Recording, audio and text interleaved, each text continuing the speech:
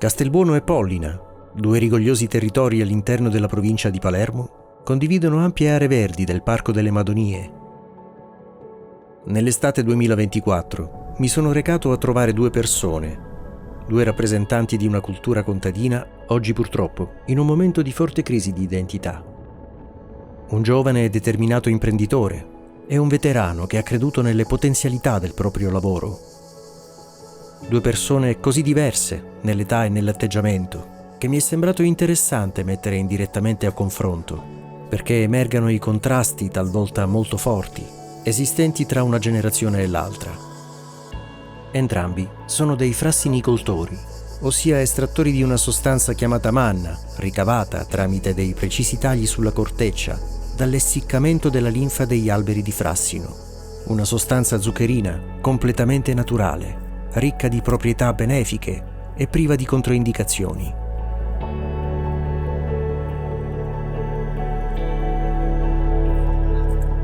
Mi chiamo Emilio Appiano, faccio l'agricoltore, precisamente faccio il frassinicoltore, quindi coltivo proprio il frassino, che è un frassino da manna, e sono nato nel 2000, quindi diciamo che ho 23 anni. Io sono Giulio Gelard e il mio lavoro è fare il contadino. Tutti possono diventare avvocati, tutti possono diventare ingegneri, tutti possono diventare tecnici informatici, ma pochissimi riescono a diventare contadini. Uno, perché richiede molto più studio. Due, perché è molto più difficile. Cioè è una cosa di cultura totale. Questa coltivazione proprio del frassino è una memoria proprio di quello che è questa terra, quindi le Madonie. Era una produzione rappresentativa, dato che contava 7.000 ettari coltivati proprio a frassino, fino ai primi anni del Novecento. Il nome della manna, il latino, è di uno splendore spaventoso. Miele di rugiada, oppure saliva o secrezione delle stelle, ancora più bello. Cosa vuol dire questo? Che io non ho a che fare con una pianta qui, io ho a che fare con l'universo intero in questo posto, e che quindi la mia esperienza diventa non solo un'esperienza di produzione, ma diventa un'esperienza mistica totalizzante.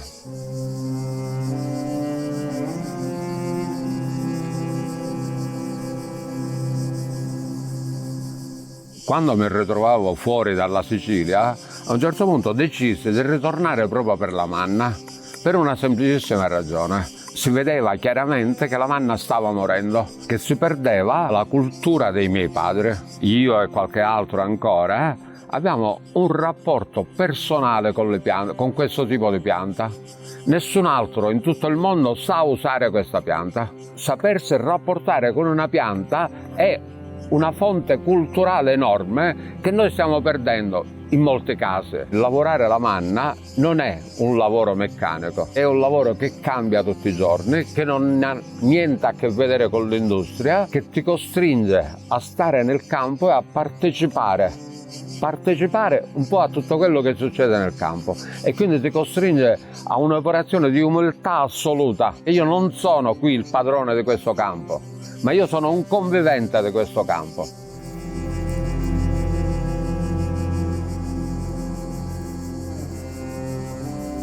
Con una coltivazione del genere, con un'azienda piccola, perché io comunque sono un'azienda piccola, un'azienda di 15 ettari, si può riuscire non soltanto a vivere bene, ma potersi anche ritagliare una bellissima fetta proprio nel mondo.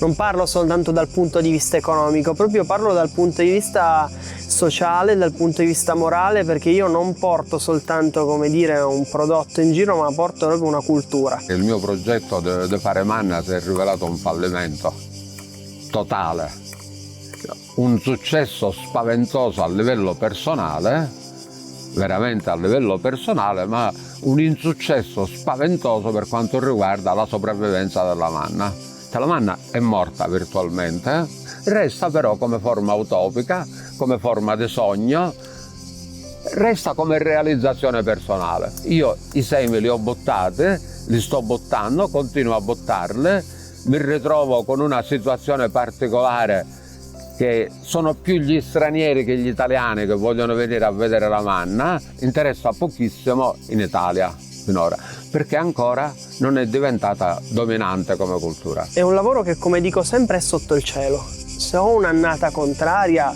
non è che io gli vado lì e dico no, tu devi piovere, oppure tu no, non devi piovere.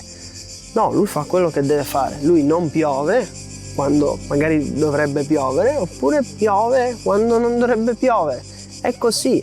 E la bravura è riuscire comunque a cercare di interpretare, quindi io magari comincio un attimo prima o comincio un attimo dopo, faccio una lavorazione del terreno prima o dopo, per riuscire comunque a interpretare quello che il clima mi sta dando, perché è quella, diciamo, la vera sfida. La manna è un prodotto idrosolubile, quindi basta un'umidità molto lieve anche la mattina per sciogliere tutto il lavoro di giorni. Può essere praticamente, come dire, che si blocchino le piante per il troppo caldo o perché c'è una temperatura troppo bassa. È difficile, però diciamo che il motto è non mollare, perché comunque non hanno mollato, diciamo, le generazioni prima, perché uno deve mollare che è giovane, che c'è la grinta.